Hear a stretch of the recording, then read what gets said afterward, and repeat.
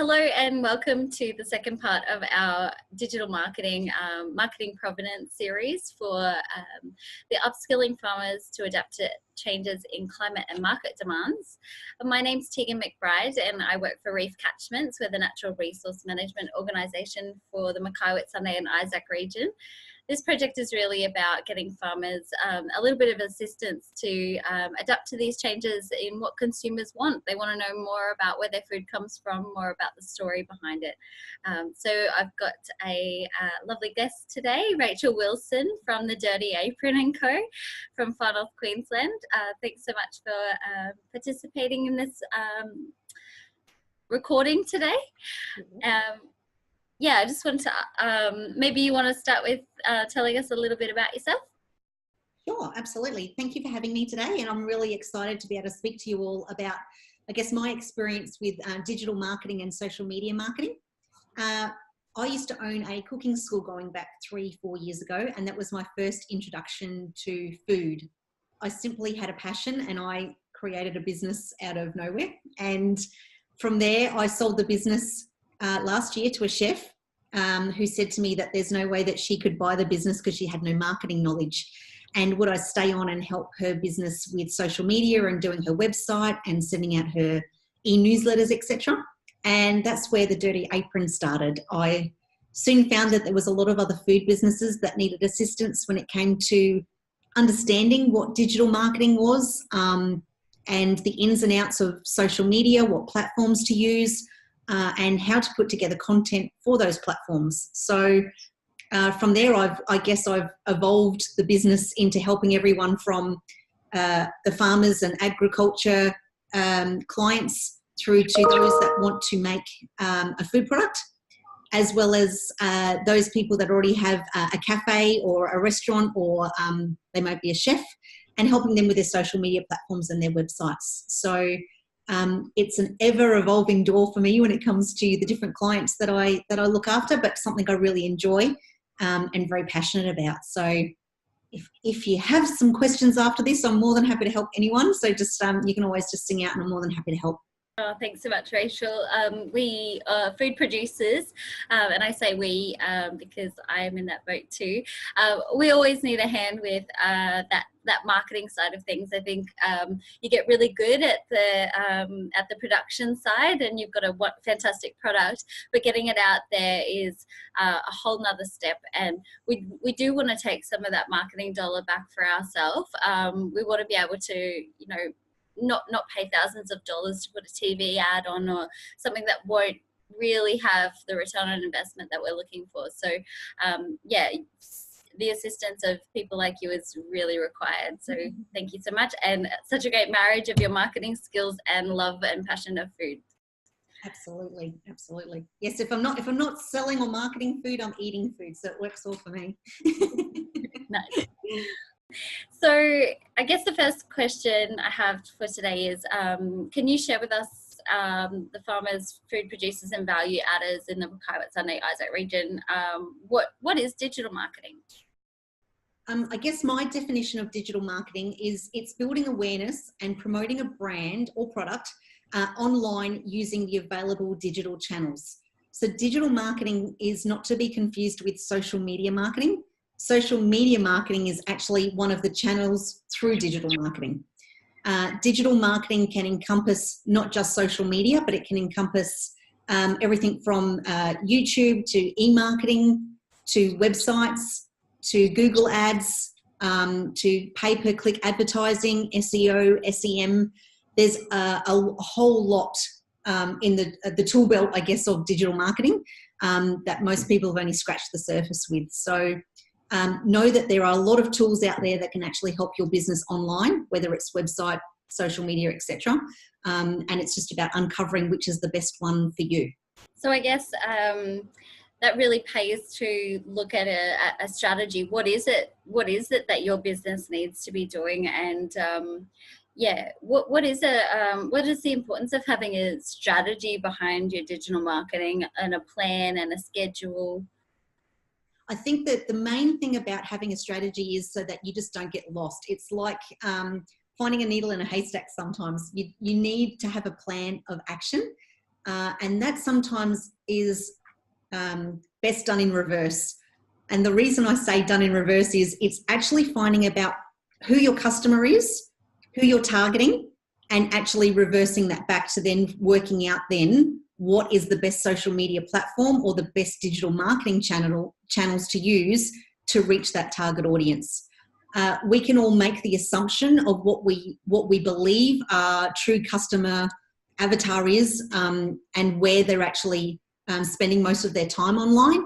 But unless you actually do the research and actually delve down and find out exactly where they're hanging out online, what's their age, what's their demographic, what books do they like to read, what content do they like to consume, how do they like to consume it, what time of the day and night or week do they like to consume it, you can really be just taking a stab in the dark. And all the investment and time that you put into your social media channels or creating an amazing website could be just null and void simply because you haven't nailed down who is it that you're targeting and where are they online.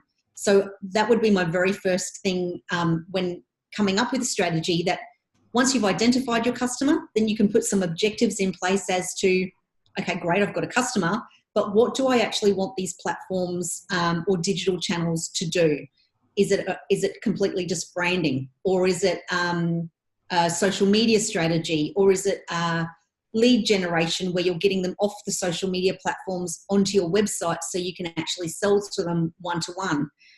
It really comes down to defining exactly what it is that you want to use those social channels for. And then each of the channels have their own, I guess, definition as to why you would use that specific channel.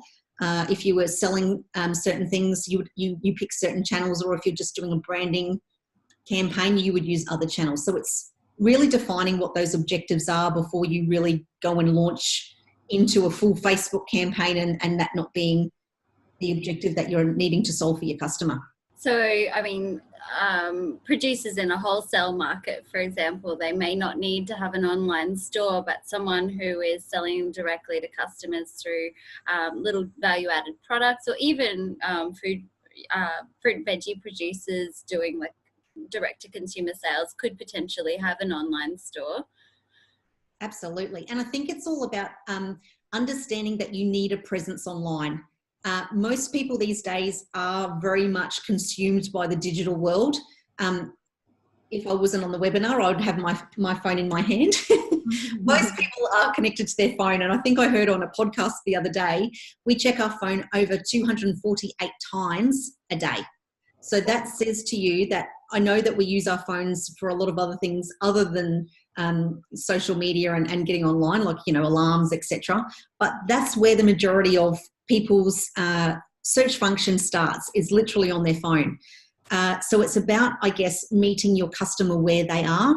It's all well and good to go and do a fantastic radio campaign, but if people are streaming music on their phone, they're not listening to the radio. And it's the same with those people that are putting TV ads on. They might be, your target market might be the Netflix watchers. So once you've defined who it is and then working out what platform they're on, then it's all about actually defining your brand voice and making sure that that is applicable to the actual platform that you're on as well. So that's why a strategy and actually doing a lot of research, and that might take you, a couple of months. It may not be an overnight thing where you actually work out what your strategy is. So don't feel that, it's an overnight thing that all of a sudden you know who your customer is and automatically you can go online and start belting out a campaign. It does take a lot of time to do some research. I guess that's one of the benefits of digital marketing. You do have so much data available to you. You have access to, how many people are looking at your website, how many people are looking at your Facebook page, and it's definitely immediate as well. You can have immediate feedback on the activities that you're putting out, whereas traditional forms of marketing were, very slow reactions. So absolutely, yes. So. And I think for those of you who have never looked at the insights when it comes to your Facebook page or your Instagram page, as soon as you get off this webinar, that's one of the first things I want you to do is delve in and have a little bit of a look around. Some of it's self-explanatory and some of it's a bit out there. The main thing that you're looking for is to find who is your customer, what's their age, what's their demographic, And then what time are they actually online? And this is what forms a plan for you for your content, for your digital strategy, and for your social media strategy. Without that knowledge, you're just really honestly stabbing in the dark. So once you can define, for example, the breakdown, whether it comes down to male or female, you might have 60% female and 40% male. You can curate your content according to that specifically. When I was putting my content together, when it comes to my social media, I made the assumption that my audience was female. So a lot of the content that I created was targeted towards my female demographic that I believed were following me. However, I was alienating the 40% of my demographic that was actually male. So we can always make an assumption of what we believe our customer is online. Now, your customer online might be very different to those that might walk through the door if you were to have a shop, for example. So you need to take that into account. The people that might walk through your front door in a shop are very different to the customers that you have online. So pop into your insights, and I would recommend doing this once a month. And at the end of the month, I would recommend pulling what I call an end of month report. So going and looking at your statistics. What were the content that the audience engaged with the most? If it was funny cat videos, which I'm going to ask you firstly why you're posting funny cat videos. But if it was funny cat videos, that's the kind of content that you're going to want to post more of, because clearly that's what your audience wants. When I was doing the content for Cairns Cooking School, I finally, after a few months, narrowed down to the fact that my audience was female and they loved a boozy alcoholic dessert recipe of an evening. And that's what my content became. But you know what? Give the audience what they want and they will come back in droves. So that's really the nuts and bolts of insights, is really understanding your audience and you not then wasting time curating content that's not necessary. And so once you've got that broader understanding of your target market and what they're after when they're online, then you can start to plan out things in advance and, create a strategy around, create a schedule around that. So you're not spending all of your time, without that return on investment. Do you want to talk a little bit about planning out, specific important days throughout the year and, campaigns and how long it might take for those things to really catch on? Absolutely. I think the most important thing about social media is, firstly, that it's social media. It was invented to be social. So everything that you post to social media ultimately should be engaging, that someone can engage with any post that you put up, which means that you're probably going to need to plan that out a little bit more in advance, as opposed to just now chucking up a post for the sake of, oh, quick, I took a selfie of me and the cow in the paddock. What do you think? I think you need to be a lot more customer savvy when it comes to planning out your content these days. Customers or social media users, I have found, are voyeuristic, and that may sound really stalky, but at the end of the day, the customer would like to know more about you and your brand and where the product came from. And they love the behind the scenes kind of footage that you can take. And I know that you're not always going to have a camera attached to you when you're doing your harvesting, or when you're picking your mangoes or your bananas, or you're putting your recipes together, or milking cows, whatever it may be. So this is where plans and strategy comes into it. I have a photographer that I use, and she is not a professional photographer. She's still learning. She's an amateur photographer at university. And I help her out by putting her portfolio together, and she helps me out every 3 months by coming and taking photos for a whole entire day with me, which sounds excessive, I know. But I get to use that content for a full 3 months, and then I don't have to start scrounging for stock photography or something that might represent me having a great time down the beach or whatever it might be.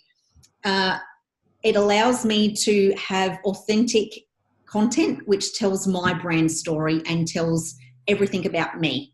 And that's what I found people wanted to know, and I really had a hard time adjusting to that to begin with.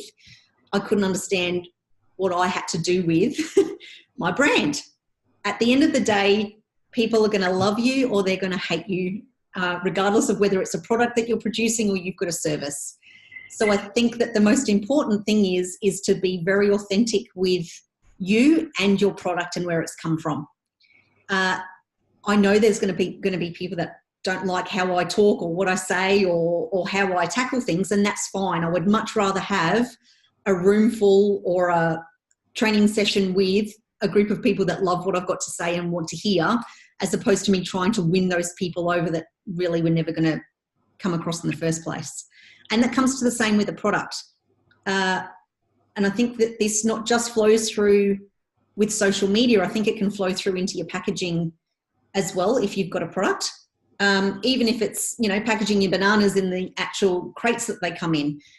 As a little thing is telling your story on your packaging, whether that's on your box or whatever it might be. And it might be as simple as, a couple of sentences explaining that your product is, from the Mackay region, and you've collaborated with such and such in order to get this product out and about. That tells enough of a story for people to want to connect with your brand. And that's also what people do when it comes to social media. They want to connect with a person and not a social media profile. They like to know, the things that, all the failures that you've had, all the challenges that you've had when it's come to creating this product. They want to celebrate the wins with you. They come on a journey with you. And at the end of the day, when they invest in your journey, they invest in your product and they buy your product. And so I think that's something that people have forgotten or not understood a lot about social media, is it's about selling the product to the customer. When it comes to your website is built for your customer, not for you. It's got nothing to do with you. It's got to do with what does your customer want to see and what do they want to interact with in order for them to want to buy from you. So if I did a website, actually I can't say this because my first photo is me on my website, but if my whole website was just photos of me and my dog Finn, and you had no idea that I did social media marketing, you wouldn't buy from me. At the end of the day, it's all about what the customer needs to see and how that solves a problem for them. They're buying the bananas from you because it's solving a specific problem for them. So I think that's something that you really need to remember when it comes to social media, about selling your story but being engaging. And I guess that's one of my key things. I've got a few key things. One is the planning of it all. Yep. So when it comes to social media, planning by taking photos in advance, but also planning out promotions or campaigns in advance. And I'm going to scare a few people and tell you all that I did my Christmas photo shoot for Christmas just gone in August last year. And the reason is... That's impressive, really. and I loved it because Christmas is my favourite time of year. But for those people that don't love Christmas and don't have Christmas decorations in the house but know that they need to do a Christmas promotion, if you've got it scheduled into a calendar and you know that that's something that you have to forward plan for, then you'll have your Christmas decorations or your Easter props or whatever it may be, and you don't have to start scouring the internet for Christmas aprons or Christmas decorations in August when they don't exist. And I think that it's so important to plan that far in advance, because you might want to collaborate with another product or another farmer or another value add. And especially when it comes to like Valentine's Day or Easter, you might have a tea that you might want to collaborate with someone that has chocolate and do a package together. Same with Mother's Day. So you have to start thinking about these kind of things in advance, because if you're collaborating with someone, they may not have the volume of product that you need if you leave it until 2 weeks prior. It also then helps you plan out your social media. The latest stats are that it takes 6 weeks for someone to be engaging with your profile before not only they talk about you or tell their friends about you, but that they might even consider buying from you. 6 weeks is a long time. So I guess we're looking at a good time of year to get this started straight at the beginning of the year. Yes. You can plan the whole year out. That's exactly what I did over the Christmas holidays. Is for my particular brand, I planned the whole entire year out. I know when I'm putting blogs out, when I'm sending emails out, what I'm doing for Christmas and Easter. I know every single National Food Day on the calendar, and I've got my social media posts scheduled and ready to go so that I always have content that's fresh and ready to go whenever I need it. And I think that's another thing about planning ahead, is that it's all about having I guess a bit of a media kit. So it's not just social media that you are planning for, it's for any opportunity that someone might knock on your door, send you an email, or you might meet at an event that might say, oh, Rach, I've got a last minute, space in my magazine. Deadline is tomorrow. Can you shoot me through your headshot and a quick bio of you and we'll slot you in? No, I don't have anything. That might take me 5 days. If you've got it planned, and I know that you guys have a workbook that you're working through where you're writing down your values and your mission, I want you to refer back to that workbook and pull it back out again. It's the new year. And I want you to start really thinking about, how would you sell your business to someone if they were to come up and shake your hand and you had to do an elevator pitch? That particular sentence that you say is what you would use in your short bio for your social media.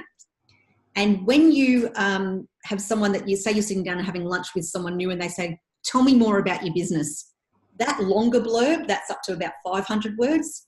That's what you're using for your About Us statement for your website, and the longer version in your social media. Because it's all about consistency and branding. So the more that you can verbalize your brand and then write that down into a couple of paragraphs or a short bio and have that ready on hand if someone was to contact you, it's going to give you so much more opportunity because you have it last minute. I don't want you to have a magazine come and say, hey, I've got an opportunity for you. Can you quickly send me a headshot, and you quickly take a selfie and send it off? That's not how it works. Right. So like getting this little, these digital assets together for the new year, like what are the key assets that we're going to need to have ready to put across these platforms? Absolutely. So what I need you to have is a headshot. So from here up, a really nice headshot, and I would like you to invest in a professional photographer when it comes to getting your headshot and a full body shot. If they're only taking a handful of shots of you, it shouldn't cost you more than like an hour of your time and no more than $150. And it's an investment that you can use for a couple of years that you always have on hand. So they need to be a high-res headshot and a full body shot. I then need you to have your logo and I need it to be high-res and I need it to be in PNG. And you're going to say to me, what's the PNG?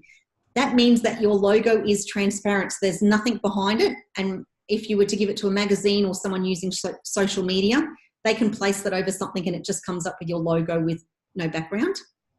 I also want you to have a long and short version of your bio, which is your sales pitch, I guess, as to why you do what you do and what are your missions and values. For example, I have a muesli product and it's in recycled packaging and it's vegan friendly and it's dairy free, So all of your actual statements that you stand for is what comes into your bio. And then you also have your About Us statement, which is a little bit more in depth with how did your product get to where it is today?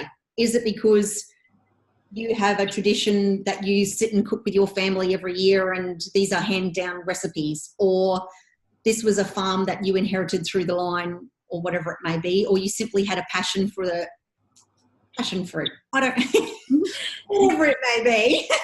It's that opportunity for storytelling to connect, right? Yeah. Absolutely. Yeah. Now, don't think that not everyone is a storyteller, and I understand that. I'm completely across the board with that as well.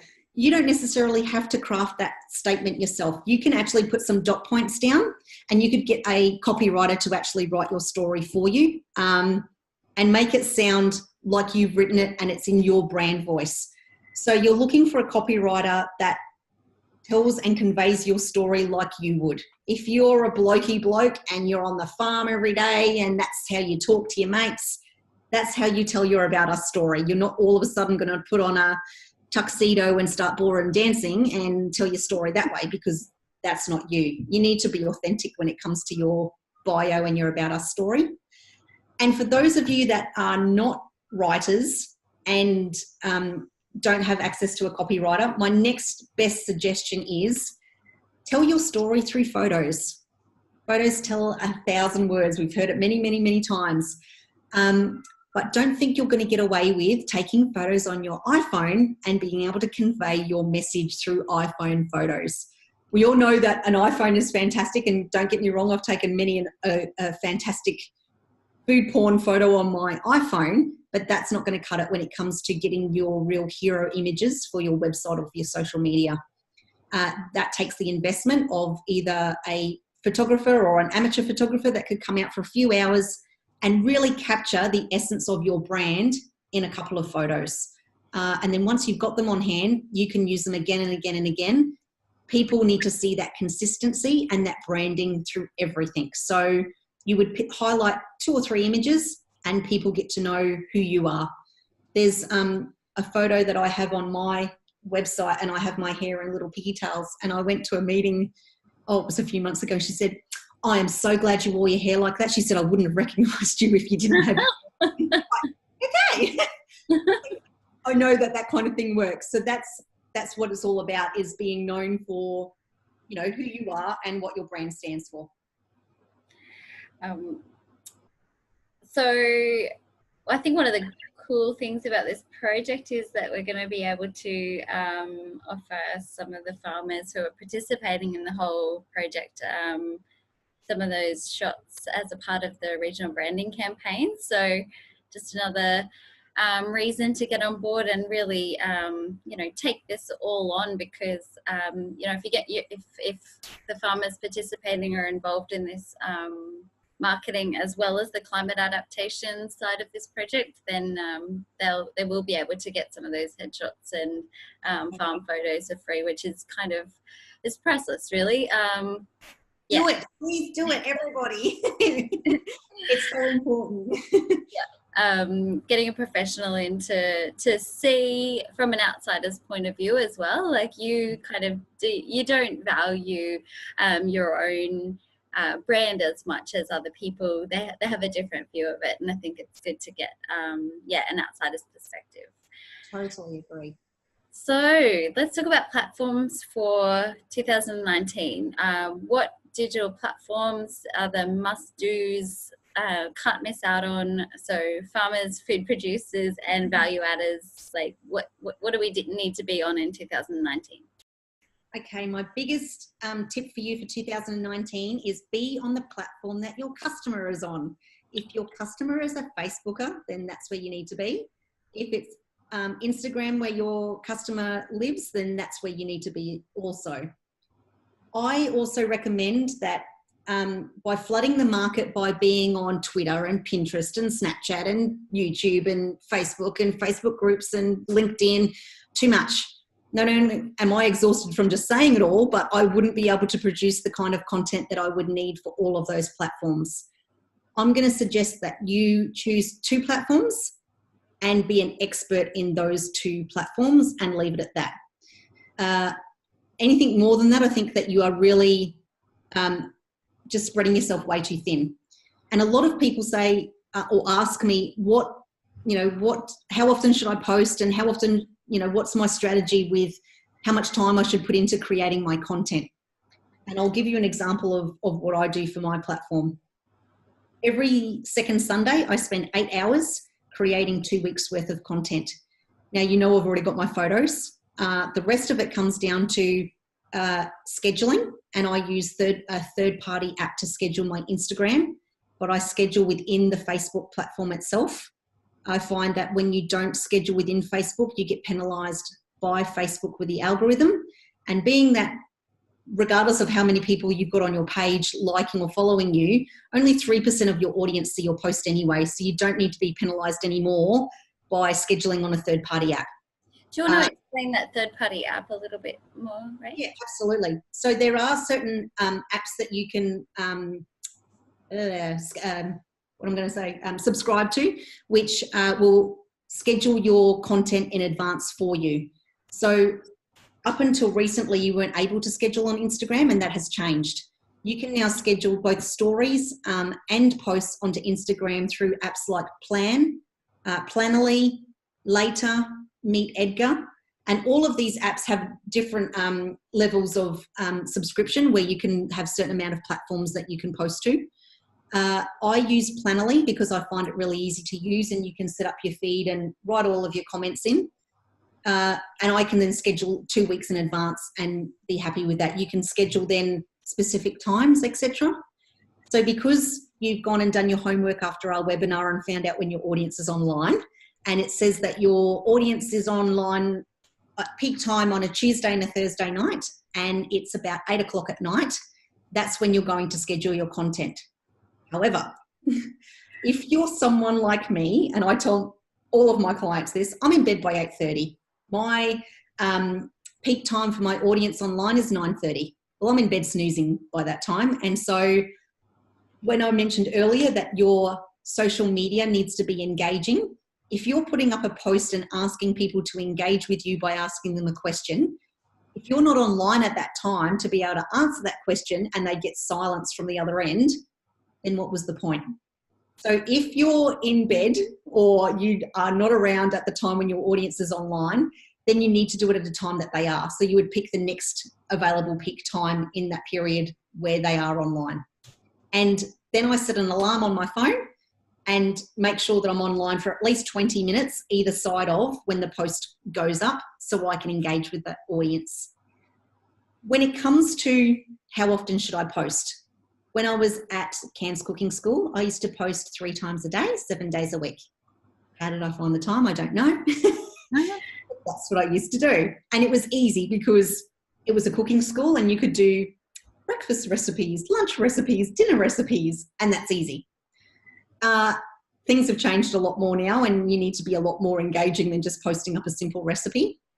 So if you can only commit to 2 hours a week or 1 day a week or whatever it may be, that's how much you're committing to social media. You're not being dictated by what I do. You're not dictated by 7 posts a week and doing something really unobtainable. You do it for 2 weeks and then you drop off and your audience wonders where you went. We're going back to the days of, I know I used to race home after school and get ready to watch a specific TV program at a certain time. We didn't have video recorders back then or, all the fandangle things you have now. You used to sit and wait for that to come on and sit in front and be, wowed by the TV program. Social media is the same, that if you are posting regularly at Tuesday and Thursday at 8 p.m, your audience starts to become used to you posting at that time. And when you don't, they start looking for you. And ultimately that's what you want. So if Tuesday you picked a theme day and it might be your Tuesday top tips of how to use your product, 8 o'clock, you want your audience looking for that particular post. So that way they're looking for you and you're not looking for them, so to speak. So the consistency and planning and engagement are my 3 top tips when it comes to social media. Without those 3 things, get off the platform. Don't do it. That's just, it's as simple as that. If you can nail those 3 things, then you will have a very good social media strategy that will go in line with actually getting your audience across to your website and turning them into paying customers. Right. So 2019, we want to be on platforms we know that our customers are on. We want to be on platforms that we can use well and understand and use to the best of our, utilize the best of our time and actually turn into a return on investment. But channeling back to website if necessary, you want to talk about the benefits of like owning your own website as opposed to being on those social channels? I think the first thing I want to say is don't be scared by websites. I created my own website. It did take a while and it's something that I do enjoy. So yes, I've got that advantage. But at the end of the day, even if you've got a landing page, it actually authenticates your business and actually shows people that you genuinely have a business. And it's the cornerstone of all your digital marketing strategy. If I was to tell you today, as of tomorrow, Mark Zuckerberg is turning off Facebook and Instagram, what would you do? Exactly, right? You would have no customers, you'd have no audience, and you would have to start from scratch. So ultimately, a website is the channel that you want to be pushing all of your social media audience to. The main thing that I want you to start getting in 2019 is the golden ticket, which is an email address. An email address allows you not only to create Facebook ads by actually doing a custom audience, it also allows you to communicate direct one-on-one to your customer when you want, how often you want, the branding that you want, everything. You own that. And that's the main difference between social media. We are dictated to on social media as to how often people see our posts, how often they're appearing in the feed. Whereas with a website, you control your information, you control your branding, you control how often you update your website and how visible your content is online. So I think that's the main pros to having a website. I think that everyone should have a website. It doesn't have to be a 15-page biography of what you do. It can be as simple as having a landing page and basically getting the first point of contact out there. We want you, even if you're not selling a product, this is your storefront to who you are and to your brand. It's the very start of brand consistency and people, I guess, looking for you from social media and vice versa. My other tips when it comes to websites, which we now know that we need to have one, is if you are selling your product on a website, I want you to make sure that you not only have your high quality images, which we've already discussed, you need to make sure that you keep your content fresh and engaging. So even though you've taken that fantastic product shot, I want you to take a new one in another year's time, and I want it to look slightly different, but it's still the same product. People need to have that fresh and updated content to keep wanting to engage with you. I want you to focus on your product images. That's what you're selling. And what comes with your product images is having straightforward product descriptions that actually sell your product. You don't want people to read a product description and wonder, what are you selling and what's the quantity, and do I mix that with something, or is that, it needs to be really defined and the benefits for them for wanting to buy that product in the first place. And focus on your user expectations. Your website needs to be easy to navigate. So I want you to have your shopping cart right at the very top. If you're not selling on your website, I want you to have your social media platforms up there that people can link straight to your social media platforms as well. So it's all about making it the navigation an easy experience for your customer. Remember, your website's not for you, it's for your customer.